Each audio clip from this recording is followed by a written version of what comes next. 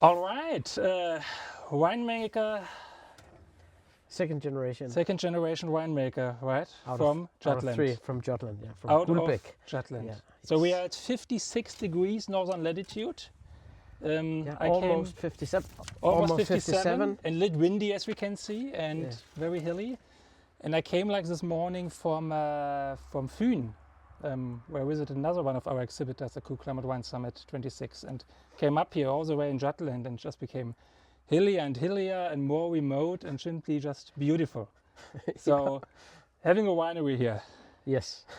We are at Guldbæk Vingård, Yep. founded in 2005. Yeah, yeah. So the idea came, in 5, 6, when my parents moved onto this property. We had been living, or they had been living in Greenland for many years. Me and my smaller brother also lived up there way back. But when they decided to return to Denmark, they had to find a place to live. And so me and my wife, Helle, found this place. We lived right down the road at that time. And since my parents had been in Greenland with where there isn't a single tree, we figured they should be moving down back to Denmark in the forest, right? So this whole area, the hills over there and also on this side of the road, was old plantation trees. So like Christmas trees that had grown 30 years too old, I guess. So that was the idea. But the year that they moved in, of course, there was this big winter storm that knocked everything, or most of it, over. So it was a big mess when they moved in, and that's also where, when we started cleaning that up over a few years, it was quite some work. The idea came from one of us saying, it's so hot here that we could grow wine. I suppose that we had heard about global warming, and we had probably also read an article about Denmark being a real wine country in Europe, and all of that. That was maybe also part of it. Nej, Baloo. The dog making a hassle. Of course, the vineyard dog is making a hassle like usual. Kim, let us introduce yourself maybe with the 5 open-ended questions that I try to ask most of the winemakers. So my first one for you is, and you could just continue the sentence, as short and as precise as possible. If you would not be a winemaker today, what else would you do? I would still build something new, I'm sure. Find some other project to be passionate about. I think people would probably say that I'm the typical entrepreneur, getting an idea and then, without knowing anything about it, trying it out and saying, I've never tried this before, this must be fun. I guess it's in the genes because my parents have always been like that, done various things. So if it wasn't this, my background is in computer science and software development, so maybe somewhere in the overlap between winemaking and enjoying wine and software. I would see that. Also with some of all this new AI stuff. You should have invented Vivino when it wasn't there, you know? Yes. So to say. Second question. A person that inspires you or your winemaking significantly? Yeah, it's very easy to answer because when we started, we knew, of course, not very much about wine and even less about making wine. And the first years, we were all sort of, can we figure this out ourselves? Bought some books, tried out, and read about things. But it was only when we met a young woman called Jess. She had been studying or had an internship in Europe. She's originally from New Zealand, and her parents said that she wanted to stay in Europe for a longer time than planned, and maybe our new project up here could be a fun project for her to participate in. And chemistry was awesome, and so she's part of the team still, sort of remote, as a remote winemaker for us, and married to a German winemaker living in Germany now. But the two of them were definitely the inspiration, sort of that what gave us the comfort to continue. Said, yeah, it'll work fine. So sometimes we would come in with sky high TA on. I said, can we even make decent wine out of this? I said, yes, that's not a problem. We can work with that in a New Zealand accent. And so that has really been something. Okay, then let's. It's probably good to have this like also external help, especially like in the beginning, right? When in the process transitioning to becoming like a bigger winery, when you were encountering problems after problems, right? From simple things like choosing equipment and knowing where to buy it at a good price and everything like that. And then that has been just as important as the one morning it's a little eggy in the winery and says, what do we do? So both parts of the craft is important. Has been great. A third question for you. A wine that describes you perfectly. With vintage, please. Yeah, we don't have any older wines, full-bodied. No, I don't know how to angle that. I like to believe that most of our wines are approachable and easygoing, sort of on the broad side, but I don't know. It's a difficult question. I would say after knowing you for a little bit, yeah, I think this is a very good description. Yeah, that's good. That's good. Nature, which role does it play for you in the winery? It plays a bigger and bigger role as time goes. We, when my parents moved here, me and Helle lived in a smaller place down this way, and after, I don't know, that's 12 years ago or something, we moved over to a bigger, an old farm and got some more land, and some of that land is this grass pasture land that hasn't been plowed for a couple of 100 years. And as you know, in Denmark, I don't know the percentage, but everything is just wheat fields or just agricultural land. So there's the small spots of real old nature. It's rare. So when we got that, it grew on us. So that's just I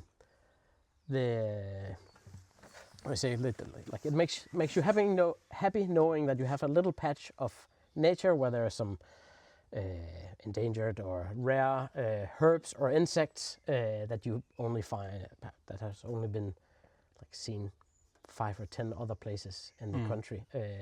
That's kind of special. And you work very actively for that too in the vineyard, right? I mean, I understand your approach to be biodynamic. Yeah, as much as possible, so to say, right? I mean, trying to adopt some of these regenerative practices to balance out, because well knowing that growing a row crop like wine is not nature like that, but trying to work with nature, with compost and having no-till and begrünungen. A lot of green, and we just talked about Rummel blendings and so on and so forth, right? All of that, yes. So to take it as far as we can, be in that direction, but with the real nature surrounding the area, also having a very important place in the family project. That's where that has nothing to do with wine, but that's where the horses come in and they nibble down the grass so that the herbs can be there and all of that. So, but that's a different story. But let's taste some wine, maybe. Yes, get something in the glass, right? Shall we start with Lush Green? Yeah, let's. It's difficult to. Lush Green is already perfect. I mean, the name of the wine already invites me for like the summer terrace, right? Like now, where I feel it's nearly too hot here in April in Denmark. That's where this wine works really well. But also because I wanted to select a wine that tells a story about where we started and has a reference back to our sort of start with Jess in the beginning.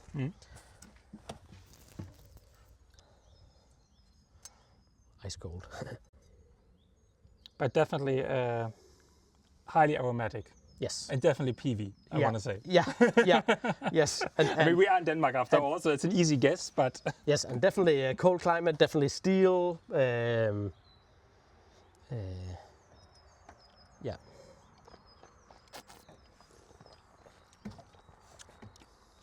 I mean, it's strikingly nice acidity in this Cabernet Blanc. It's really beautiful. Is it 100% Cabernet Blanc, or are you blending some Muscaris in or something? Actually, it's a high percentage of Solaris as well. Okay. And the story behind the wine is that, to begin with, not knowing which varieties would work, I guess we went a little nuts in just trying different things out, and had tried some Cabernet Blanc in Germany that was really liked the character of it, and planted a few rows. Like it's by far not the biggest one we have, but along the way we've also seen that it's very late here, and if we had to do it over, we probably wouldn't have included it. But then we did have it, and we did harvest sometime before Christmas, but not much before Christmas, sometime in November, I guess. And it might have been challenging making a single variety wine from that juice. But in this blend, where the Solaris comes as a fairly neutral wine with the sugar and that part of it, and then the Cabernet Blanc as this green, less ripe, herbaceous part of it. What I really like about it, actually, from the style, from the signature, so to say, right? I mean, you said yourself maybe a little bit like more easygoing and playful. I think Cabernet Blanc, especially when you have 100% Cabernet Blanc wines, it can become too much of the green and herbaceous aromas. It can be too much in the nose, so to say, the Cabernet touch of it, right? Yeah. And I really like here to play first and foremost with Solaris, which adds a little bit of this like fruitiness, sweetness. Therefore, I asked initially if there's some Muscaris in it, because I have a little bit of this like Muscaris aromatic somehow, but this is in the Solaris. We've never had Muscaris in it. We've had, there's a small portion of Riesel in this as well, but usually sometimes, depending on how things fall out. But it has worked great. But yeah, tasting that batch where it's fermented, the pure part of it, it is very green. It's very Cabernet ish. That herby, the leaves and that. I don't know how to describe it. These are greenish aromatics. Yeah, absolutely. Yeah. Coming back to the winery, as it is. I mean, founded in 2005. Today you have around 5 hectares, 4 to 5 hectares, with depending on the vintage, as you told me earlier, like fairly fluctuating production. Maybe 12 let's not talk about last year. 24. Okay. Then I'll just start crying. Terrible vintage. It was not too good. But we talk about a very small production, and we talk about a family business. So your parents, Jan and Lone, they founded the winery. Yes, and that's right. You are now, together with Helle, so to say, in charge of the winemaking and the process. And the next generation is already staying standy if they're not partying. That's right. Oh yeah, which they do quite a bit. They're soon 14, soon 16, and 19. So difficult. But also like to be part of it. So I can honestly say that we are 3 generations in it, but it has, of course. We started when Tilde was still in her diapers, 18 years ago, almost 20 years ago, where of course Helle and I did not have the biggest part in it, but it was a family project still then.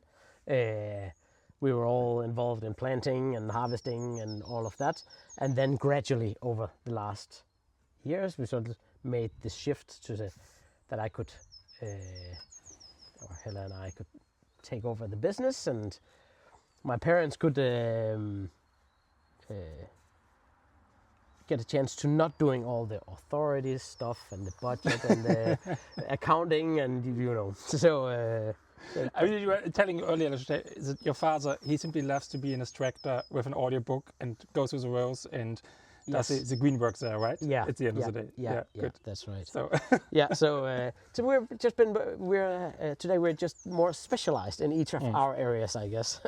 I'm specialized in dog petting now. I can see somebody's very happy about my presence. Yeah, I and like he's always out there with my dad in the tractor as well. So, yeah, let's maybe have a look at the second one. Yeah. Which is Muscaris. Muscaris? Yeah. Can we put on? Yeah, sure. Go on. Yeah, we can. A little bit unclassy, but yeah. Then we're not so I classy. could have brought something out here. Yes, that's okay. Yeah, Muscaris. We have one real block of Muscaris that we just saw earlier, and then a few rows over here, and also the ones with the mussels. That's also Muscaris. And the first couple of years we used it. We tried making a sparkling, and we have had it completely dry and as a component with some with a blend. But today we make it as just the single varietal one and as a off dry, so a sweeter wine at 30 grams of residual 30 sugar. grams? Yeah, 30 okay, grams, something around that level. But still quite a high acidity. So I think the idea actually to go that direction actually came from a wine tasting of Mosel Rieslings. Marcus Busch, or who did inspire you for that? Because I remember his Muscaris being precise. It's a Feinherb Muscaris, really being like a prime example. Actually, of Riesling. Style. Actually, okay. Riesling. Yeah, it was a tasting with René in Aalborg. That was with a dinner, and it was getting these older Rieslings with some sugar. It was very nice, and that would work well with the high acidity and everything. So give it a try. That was asking because there is a PV winemaker from the Moselle, Marcus Busch, who has exactly like a Muscaris Feinherb, so with these 35 grams of residual sugar. And when I had it for the first time, I was like, wow, this suits the grape so well. And then I had your example, a Provine last time, and I was like, I mean, this is really, really, really the right style to work with this grape, in my opinion. Yeah, so I think it's been down some detours, but that's where it ended up. Yeah, totally different. It's just so perfumed, so floral. I mean, it reminds some of Gewürztraminer without being Gewürztraminer, but it's totally like own characteristic in its regard. It's again more green. Gewürztraminer would be more like orange reddish in the floral aromatics. Here it's really just fresh spring flowers. Yeah, and you don't get any of the spiciness that you would also perhaps get there. Yeah. More like a sweet touch in the nose again. Yeah, because then you get still the citrus and the grapefruit. It's just such a citrus explosion in the mouth that you said 30 grams of 40. Yeah, I think you don't 30 or 31. Yeah. You nearly don't feel that at all. Also, you feel like there is a little bit of an edge, sweet sugar edge or residual sugar edge, but honestly, this is so refreshing. This is so acidity driven. It is nicely balanced. It's really, really good. 10% alcohol, as far as I remember. Okay, so two bottles in the evening is not a problem. Yeah, Great. That's one for you and one for the girlfriend, and there you go.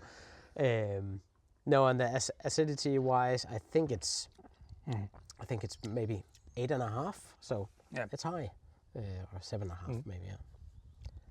That works pretty good. I like that. It's a beautiful example of it. Yeah. So now we had 2 PIWIs, and you have, I think, only PIWIs, right?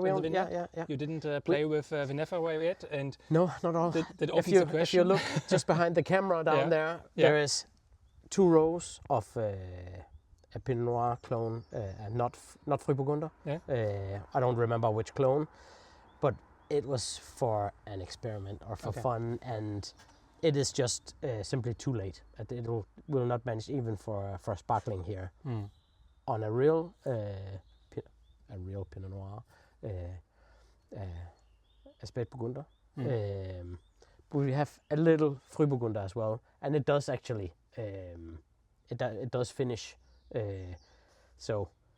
But I think this two very small rows. This is really the interesting thing, also like to understand about Denmark, right? Because people think a little bit like it's a very tiny country compared to other like wine growing countries. But despite being so tiny, because we are such a coastal region, like coasts everywhere and surrounded by large and kind of brutal seas, like the North Sea for you, which is a big influence, right? Yeah. I mean, it's a big difference if we are at by Stokkebø in the northeast of Funen, or we are in Zealand, on Sjælland's Odde, or we are here, where you are totally influenced by the North Sea, where you are at 56 degrees northern latitude, not 54. Yeah. And a little further away from the coast also. So that also does affect us. And we have sort of I think this is 85 meters above sea level. So it's still flat as a pancake compared to other wine regions of the world. But the hilliness here does affect our climate a little. So when we see the southwestern winds and get bad weather coming in, it has a tendency to sort of go either on the one side of us or the other side of us, because even this small higher land does have an effect on that. That's clear. So global warming. Yeah. For a long time, I think we have seen it in Denmark as a kind of opportunity. Everybody was always saying like it makes it easier and easier and easier. 2024, you said was a terrible vintage until 2024 or until before already? No, that's right. To begin with, and also still in the story, I guess it all started and thinking about with global warming, we can grow Chardonnay and Pinot Noir up here and make sparklings just like in the UK, in Belgium. Exactly. That was part of it, but I guess it's more complicated than that. Averages are rising. We don't feel that from year to year, but variation or extremes and variability also seems to increase. So we get dry spring like we have now, and then might turn into a wet summer. Like the summers are a bit more extreme than I remember them. I don't know if that's also in the numbers, but I'm pretty sure. It is in the numbers. I checked it like at some point of time, and it's getting warmer and sunnier and less rainy in the summers than it used to be in Denmark. Yeah. So that drags in one direction, and then we also get when we get water, we get higher amounts. Yes. And if it's dry, it's even drier. Like in Germany, and then we have an erosion problem in the soil and irrigation problems. Yeah. Okay. Yeah. So we have the facility to irrigate, but only needed to in one vintage in 18. Okay. It's a plus, of course. Yeah, like the rest of Europe was very dry. Okay. What about the disease pressure? Knock on wood, has not been a big problem. I mean, we get botrytis in our Solaris, like everyone does. It's resistant-ish, but that's probably the biggest showstopper, or where disease pressure would be the one making the decision of now we pick the grapes. We have not seen any other difficult disease situations. When we had Ortega there, we see winskim, powdery mildew, definitely. Quite a bit, and also in the Frühburgunder, well, it'll appear there before it does in the hybrids. Almost like an indicator, like the roses in the old stories about planting roses at the end of the rows. Fortunately that has worked quite well, and it is a windy area that we talked about also earlier, which helps. But in the whole viticulture part of it, it's also been part of it, trying to keep the canopy open and having windbreak, but not still having a way that would get some wind through it, and also having the ability of frost to run off in the fall and in the spring. Has been some of the learnings along the way as well, that has been quite important. I think it's like something I heard from many other Danish winemakers too, that like canopy management is simply the key of the essence to make successful wines here at the end of the day, right? Last question. 5 years from now, where are you in your winery? That's a very good question. I wish I knew. No, I think the dream or the hope is that we will continue in this direction of having guests in the tasting room, and then having the fuller package, where we hope to be able to build some small cabins or tiny houses to allow our guests to spend the night as well, and go on a honeymoon at the vineyard or a romantic getaway, because it's obvious that with the small scale of production that we have, and everyone in Denmark have almost, I guess,